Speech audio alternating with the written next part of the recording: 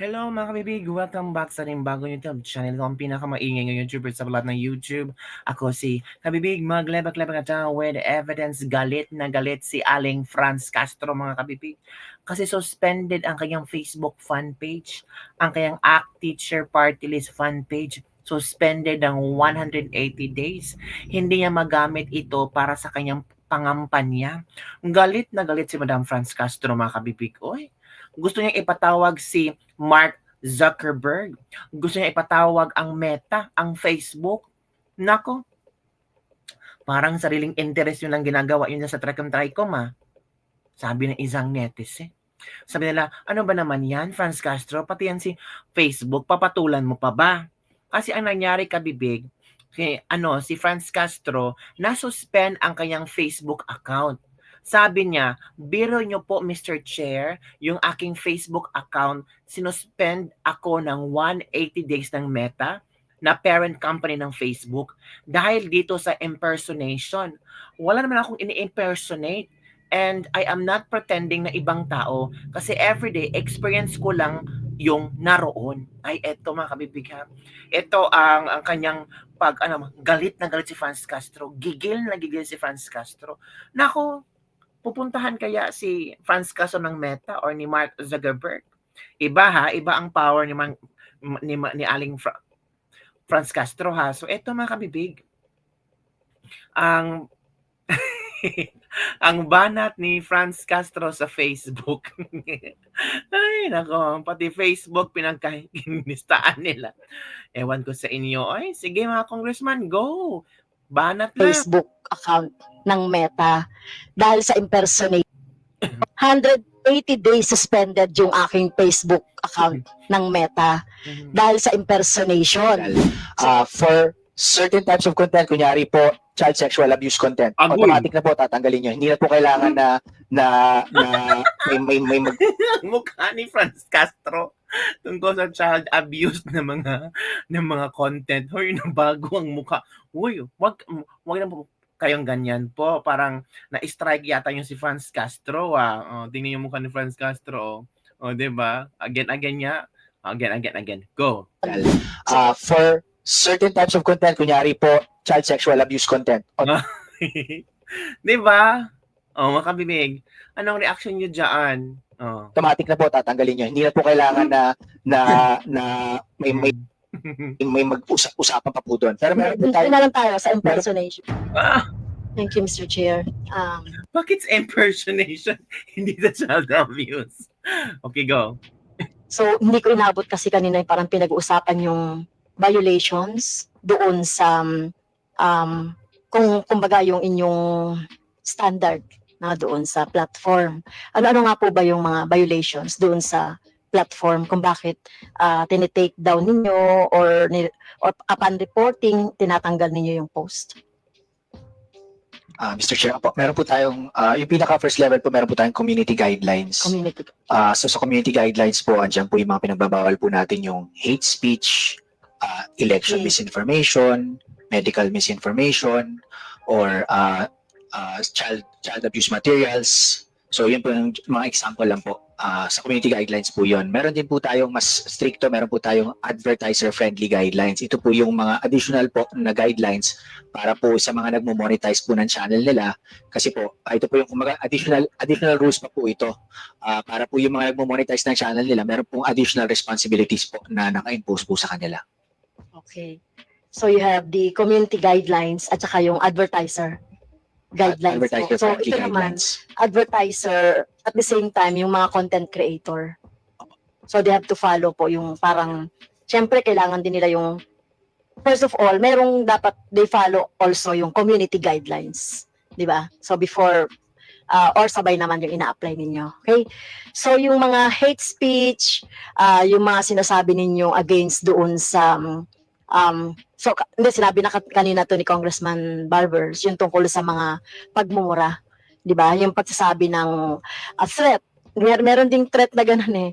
Well, siguro hindi sa inyo, hindi sa Google, Mr. Chair, yung nagpapakita ng video, Mr. Chair, na parang na-assume na mamamatay ka na.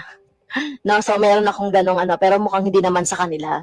So, how do you consider that? For example, Ang problema dito 'no, itong mga nakakatawa lang kasi it's all about them. It's all about Franz Castro, it's all about Ace Barbers. Why tackle about the certain influencers na kung saan may mga video sila, before mo matapos yung mga video sila, ay nagpaano ng sugal, 'di ba? I think, alam naman natin lahat diyan sa Facebook na lantaran talaga yan, it's very rampant. May mga videos nga diyan na kung pwede maghubad na lang yung mga tao, 'di ba? Pero hindi, they never tackle about that certain issue. Kung talagang gusto nilang dikdikin itong mga vloggers, itong mga influencers at dapat may regulasyon, dapat tinitingnan nila hindi lang focus sa politics, kundi lahat ng aspeto na makikita sa social media. Kasi it becomes unfair naman sa mga political vloggers na sila lang ang pinagdidiskitahan. How about yung other influencers and vloggers na may mga hindi magagandang content? Ano ang magagawa nyo dun? Kasi ang palaging ini-example nila kung ano ang kanilang experience sa social media, like si Paduano, yung mukha niya nakadila, yung si Ace Barbers at yung itong si Franz Castro. Why should you give another example na relatable sa lahat ng tao? sa inyo yan, how do you consider that po? Kasi hindi sa inyo yan, sa ibang ano. So, would you consider that as ano, as violation from your community guidelines? Yung pinipretend na patay ka na? So kung sa YouTube po, for example po, may nagsabi po na content creator na patay ka na po. So yun po isang example po ng election misinformation kasi po it goes to the qualification and status of the candidate kung kandidato po kayo, di ba? So yun po, madali po yun i-check. Tapos kung confirm po na buhay naman po yung sinasabing patay na kandidato at yung content po na yun would be violative of the election misinformation policy at tatanggalin po yun sa platform. Of course, Franz Castro, buhay na buhay ka, tumatakbo kang senador. And I'm sure naman marami namang boboto sa iyo. Kasi mga supporters mo na same lang ng paniniwala mo. So huwag kang mag-alala dyan, mananalo ka ba? Yan ang malaking tanong. So, even if walang nagre-report, alam mo, may ganong content, even if walang nagre-report, you are checking the content. I know, ano yan, thousands yan every day. So, meron bang ganong initiative ang Google Philippines? Opo. So sa present ko po, Mr. Chair, 97% po ng natatanggal ni Google, ni YouTube ay automatic na po siya na nade-detect. Meron po tayong 2% na galing po sa mga nagre-report. So kung makita niyo po, karamihan po over yung malaking numero po ay automatic na pong nade-detect. Pero yung may mga kinds of violations po na yun po yung talagang kailangan may nagre-report po na user. So yun, sa numero po ni Google, 2% po yung user reported. Okay. So, meron kayong mismong mechanisms on your platform to detect or to determine that. Meron kayong mechanisms or you are, sabi nyo kanina, no, 90% you are monitoring. Tama ba yun? Kasi 2% lang yung parang nire-report eh. So, ibig sabihin you have these mechanisms talaga to check yung mga disinformation or misinformation. O disinformation kasi ano to eh, pag disinformation kasi 'di ba parang deliberately no na nagpapakalat ng mga maling information.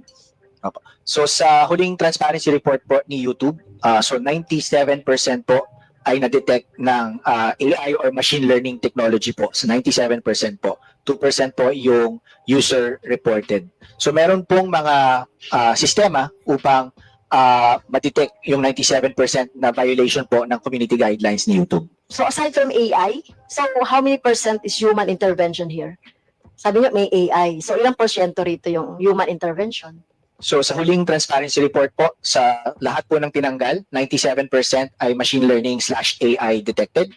2% po user reports. Parang hindi siya nakikinig, no?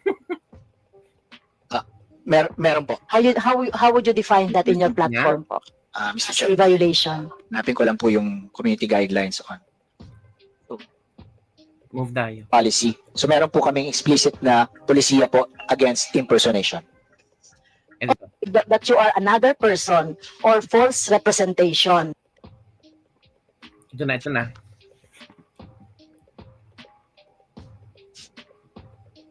So sa definition, Mr. Chair, dun sa Google, no, It is an act attempting to deceive someone by pretending that you are not or that you are another person, or false representation by one person that he is another, or um, occupies another position.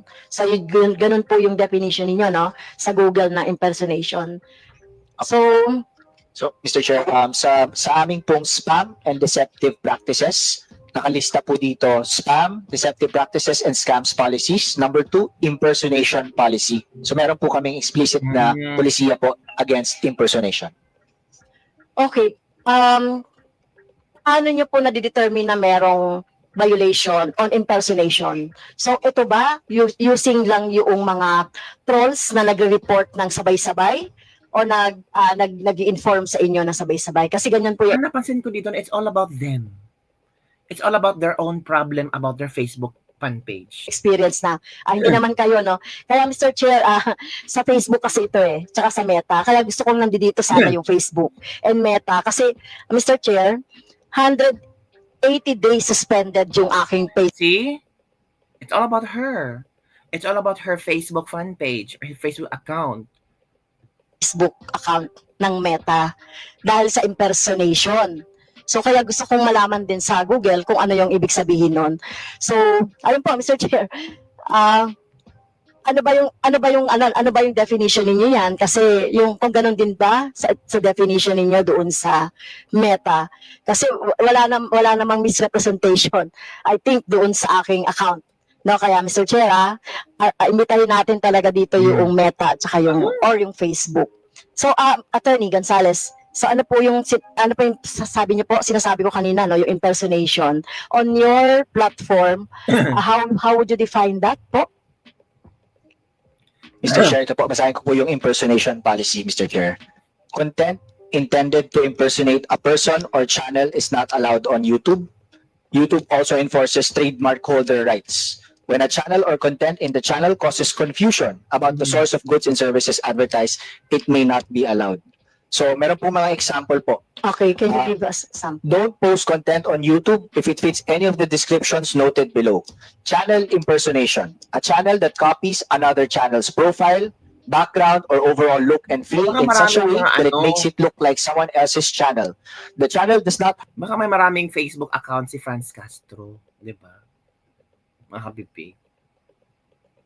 look like someone else is posting it.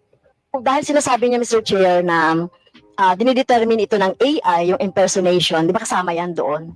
So kapag merong nag-mass report niyan o mga troll farms na nag-mass report yan, automatic ba tinatanggal niyo yung channel? Or do you still have to investigate? Opo, Mr. Chair, so klaruhin ko lang po, sa YouTube po, hindi po factor yung dami po ng nagre-report. Kahit isang tao lang po mag-report, mare-review po yung content. And then to your question po, kung automatic po bang tinatanggal, for certain types of content, kunyari po, child sexual abuse content, automatic na po tatanggalin nyo. Hindi na po kailangan na may mag-usapan pa po doon. Pero meron po tayo, na lang tayo sa impersonation. yung po sa mga ganyan po, sa mga ganyan Naman tayo sa impersonation. Bakit? Takot si Franz Castro sa child abuse. pong impersonation dahil napaka-importante po dyan yung konteksto, napaka-importante po dyan yung history. Yeah. Bakit mas importante yung child abuse na mga content? Kasi marami yan sa Facebook at YouTube. Why we go to impersonation? It's because na-experience ni Franz Castro. Di ba mga bibig? Kung talagang kongresista ka na gusto mo talagang himayin lahat, pag-usapan lahat, why you ask the Google na, doon muna tayo, doon naman tayo sa impersonation. Why you have to tackle? Bakit hindi mo kailangan i-tackle yung sinabi niya? Child, ganyan, mga kabibig. Ay, nako, iba talaga. Di ba? So sabi ng iba dyan na yung TRICOM daw ay para lang nagpatawag sila para pasagutin yung mga vloggers na nagko-komento about them. Well, actually naman, itong TRICOM, maganda, nakikita ko ang maganda.